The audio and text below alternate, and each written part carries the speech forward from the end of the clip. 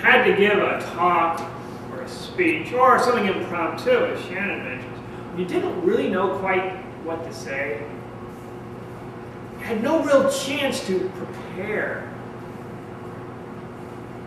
no real thoughts about how to get ready for it. And maybe you thought, how can I do this?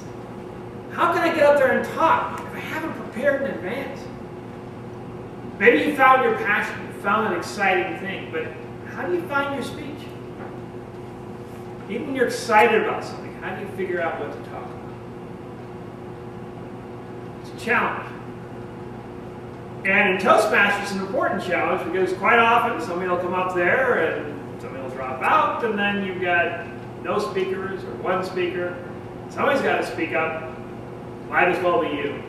As world champion speaker Ed Tate says, if not you, who? So in those situations, what do you say? How do you get up there and talk? It's a challenge because as a Toastmaster, I wanted to speak. I knew from what Darren LaCroix says, world champion speaker, stage time, stage time, stage time. Always get up there and speak, but what do you talk about? This was a challenge.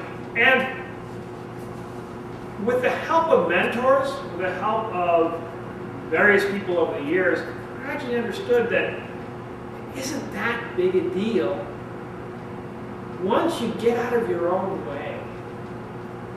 Today you're going to learn about what to say. You don't know what to say. You'll find about the thing that, the three-step process of thinking. And find out about what's the thing that stops most people from getting up and talking. And by the end of this talk, you'll be able to give a speech anytime, anyhow, anywhere. And if you're already giving a speech, maybe you can give a better speech, a smoother speech, using some of these techniques. It starts in 3 parts, and each part will open up a little bit more about what to say. The first part is something that people get stuck at the very beginning. From the very beginning of the speech, they get stuck because they're doing a major thing wrong. Once you understand how this works, then you don't get stuck as much. Things start to flow smoother, things start to flow easier. And it helped me a lot when I understood this one basic principle. Even going back to a Chinese principle, I believe, it's an Oriental term.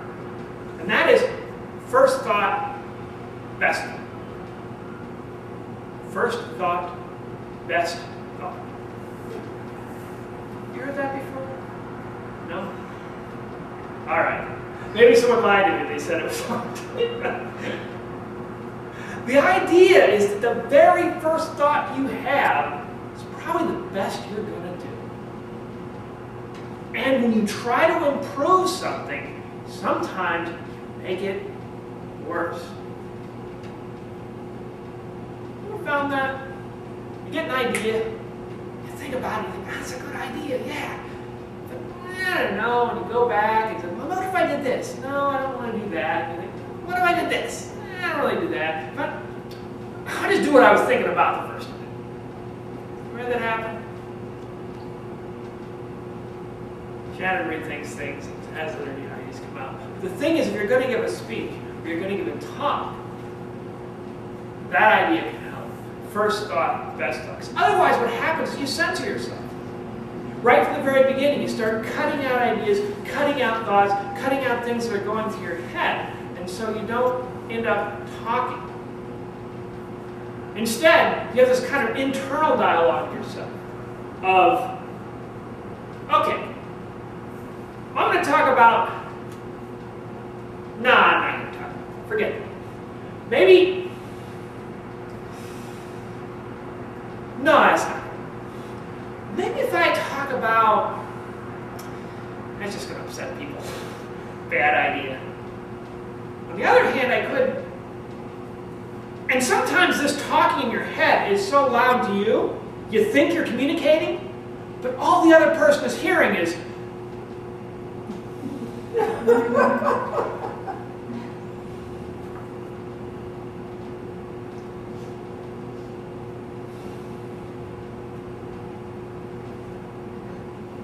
and you really haven't said anything at all.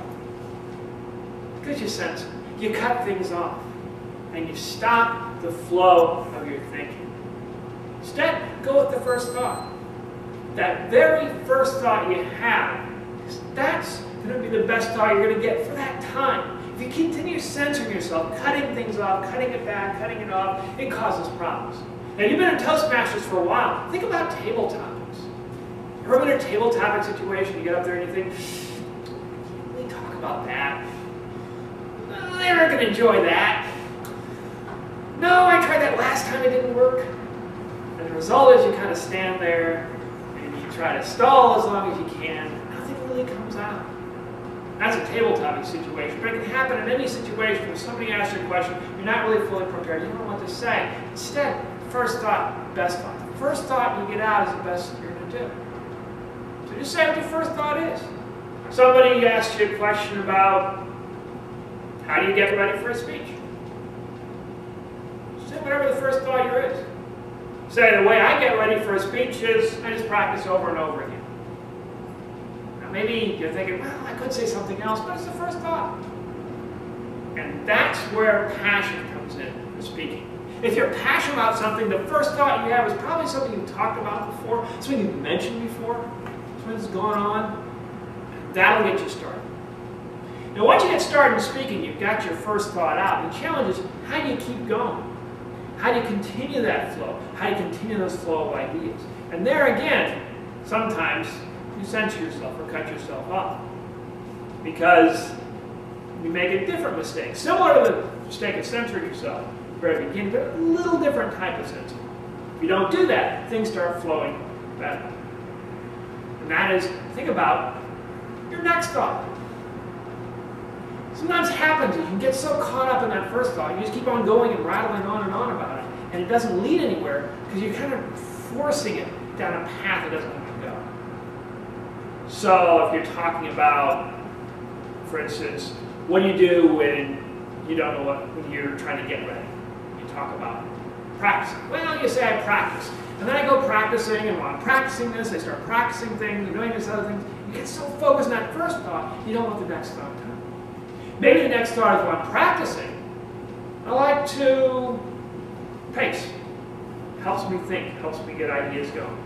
Maybe that's the next thought that naturally comes along. So just go with it. Just practice, and then I like to pace. That's the next thought, because the mind naturally flows. You ever watch yourself think or thought about yourself thinking?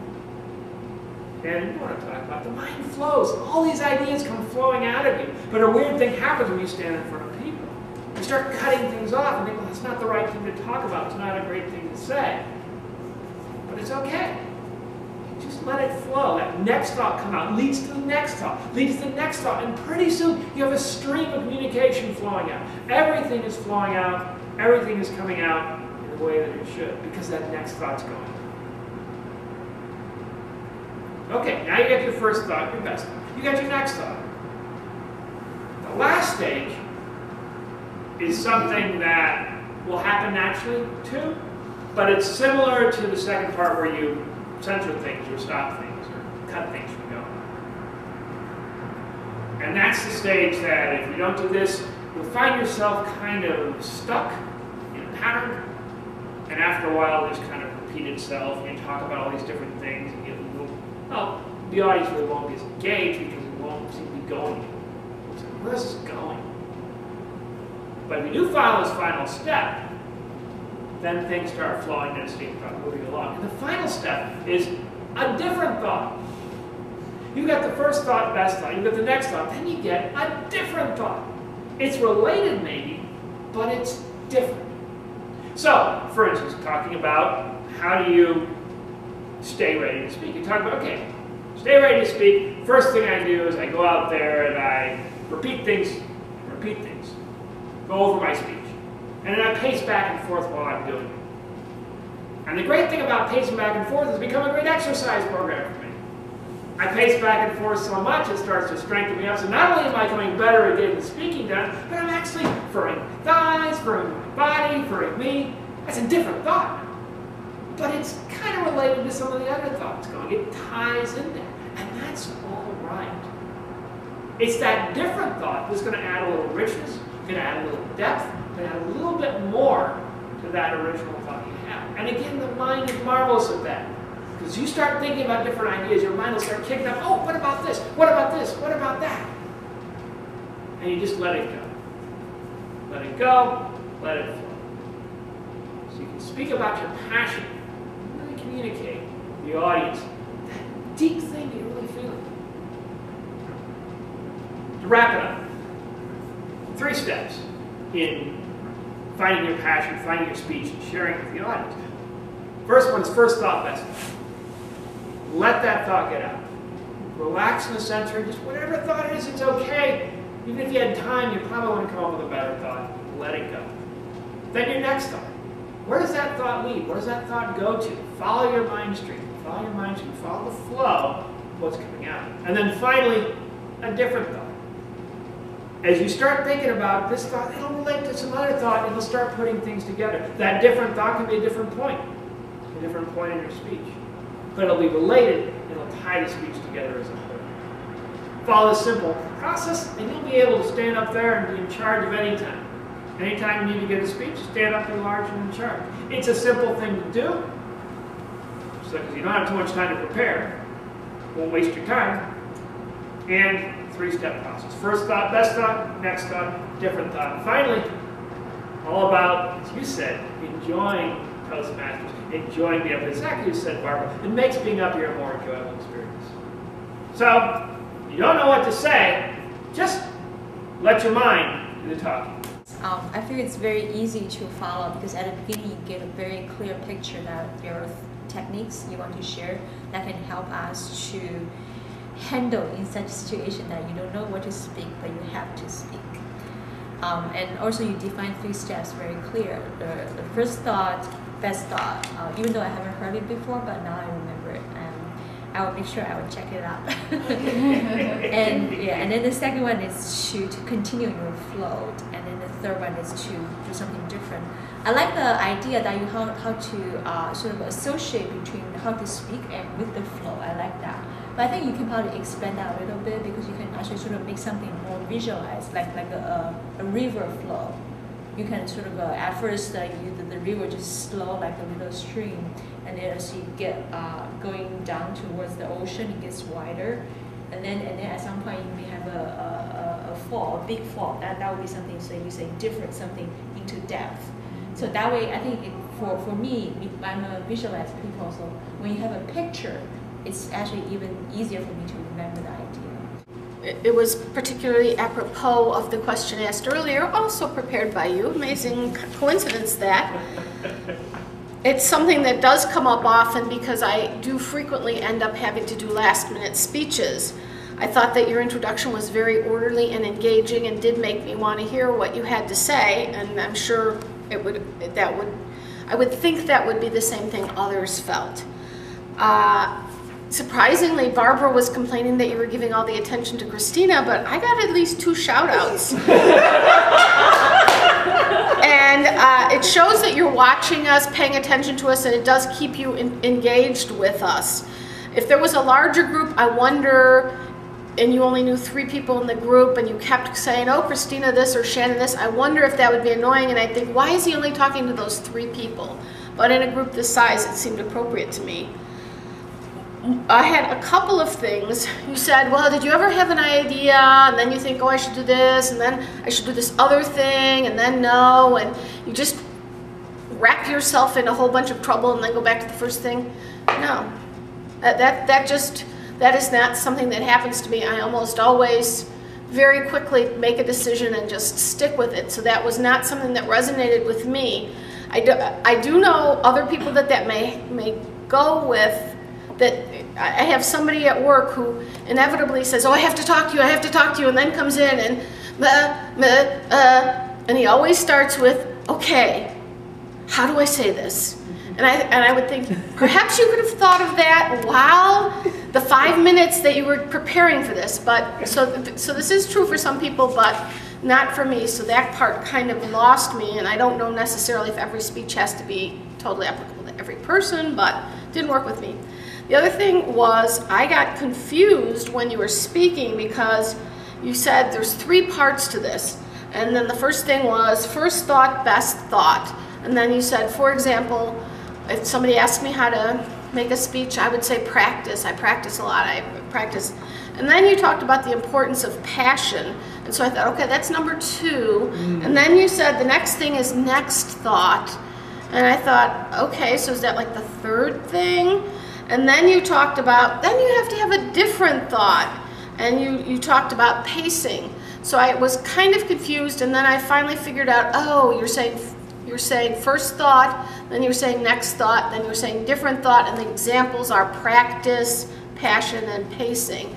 So I didn't realize the connection between those things, and I think that that's something that could be made clearer and perhaps make this more valuable.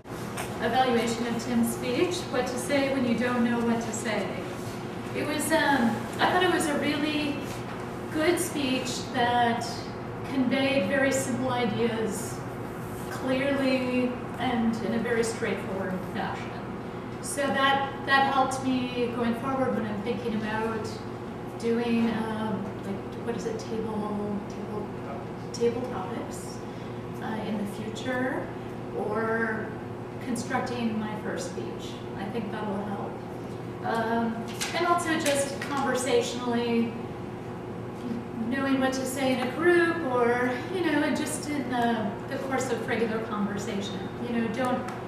I tend to edit myself a lot, so that kind of helps me thinking about, the first thought is the best thought. That was a really great idea. I liked that you had a good conversational, relaxed tone of voice, as you always do, and I think you're very approachable as a speaker for the audience. I liked how you set the structure of the speech early on. You said there will be a 3-part process, and you followed that up, and it did actually for the most part, very clearly state the 3 parts. And again, those were good ideas and easy to understand simple concepts. As far as growth opportunities go, I agree with Barbara. I was a little bit confused by the passion, practice, and pacing, and how those fit into the 3 parts. And like in the first part, you mentioned passion, but it was kind of this very passing mention. It was kind of you just kind of slipped it in there, and I thought, well, that's probably a really a good idea. Either I'd like to hear more about it, or maybe not hear about it at all. Another point I'd like to make is, maybe Christina wouldn't object to this, but Oriental, I think is not really, it's a little bit it's not PC, it's sort of an out-of-date expression. And I think the correct thing to say is Asian. So, and sometimes it seemed like you were speaking a little fast, and the enunciation might have been a